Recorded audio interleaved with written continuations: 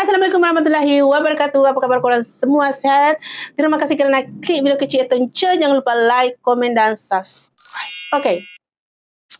Dia imamku. Wah, sebelum ni saya buat video kalau lelaki yang menjadi tersakiti tu si Budin ya, si Budin. Ramai lelaki yang ngopi-ngopi sambil tengok cerita dia imamku, di mana mereka sangat-sangat simpati dengan apa yang menimpa si Budin.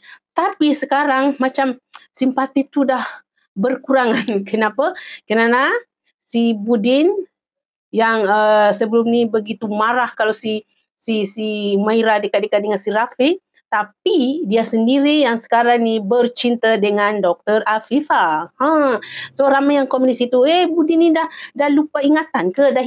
Dah tak ingat hukum hakam ke? Sebelum ni bukan main marah lagi kalau dia dekat-dekat si Rafiq, dekat-dekat dengan si Maira. Sekarang ni bukan main lagi. Hangat bercinta dengan Dr. Afifah. Okey. Si Umairah pergi marah si Dr. Afifah. Doktor penyondol, gatal dengan laki orang, macam itulah. Dan seperti biasa, dia kata si Budin itu sudah dia genggam.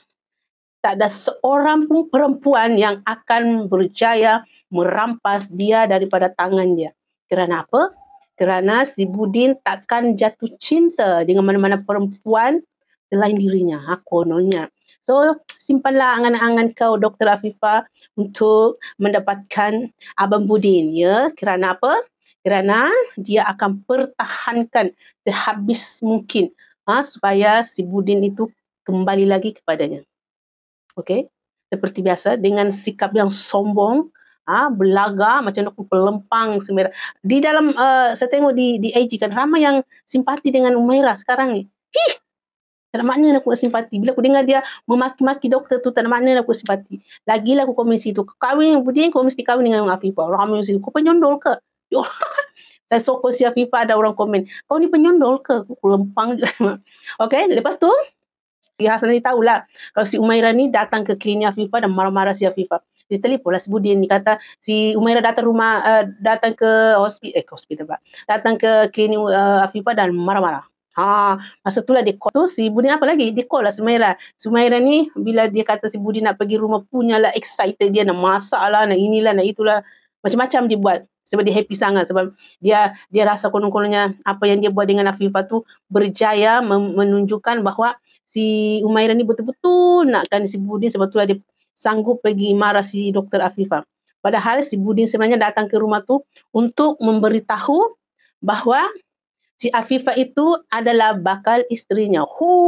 Punyalah terkejut si Umairah. Pada muka kau. Pada muka kau. Dan yang saya tak suka dalam drama ni, si Lily. Kakak si Cempaka Umairah tu. Dulu saya kesian dengan dia. Sekarang ni makin tak suka pula dengan dia. Sebab apa? Dia tahu macam mana perasaan si Budin ya.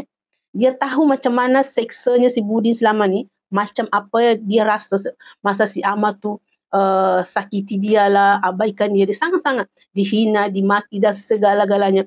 Dia tahu macam mana perasaan tu. Boleh kau puduk si Budin supaya teruskan bagi lagi peluang kepada si Umairah, sedangkan kau sendiri tak memberikan peluang kepada si Amal. Sakit pula hati. Ramai juga yang komen situ. Si Lily ni sebelum kau nasihat si Budin tu, baik kau nasihat diri kau dulu. Kau pun tak boleh terima si Amal balik.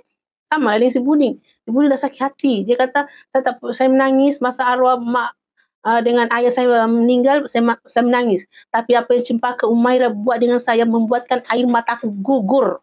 Diam si Lily. Belagak. Tapi untuk episod ini, episod 45. Untuk episod 46 malam ni, si Umairah sanggup di madu. Dia dah terima cinta si Afifah. Betul-betul dah bercinta lah. Lepas tu si Umairah ni tak sanggup lah. Dia kata banyaklah hukum hakamnya diceritalah apalah segala macam. Pandai pula dia. Masa dia dengan si Rafiq bukan main lagi, memaki, menghamu semua. Saya ni ramai orang kata bagi peluang dengan Umairah. Tapi saya rasa macam saya tak percaya lagi lah si Umairah ni berubah.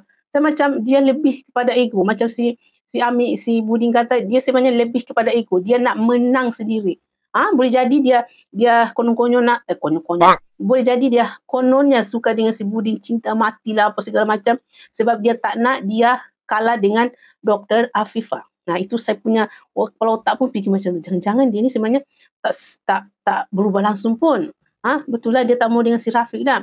Tapi dia tahu si Budin tak suka dia. Tapi dia nekat juga. Saya risau je dengan segala segala title dia punya, saya isteri, saya berhak menuntut dia, kiralah saya berhak ini, saya berhak itu. Habis lama ni heran aku dengan drama ni. Tahu lah drama ni macam mana cerita dia. Lepas tu last dia sanggup dimadu. Tapi si Budi macam tak sanggup lah madukan ni.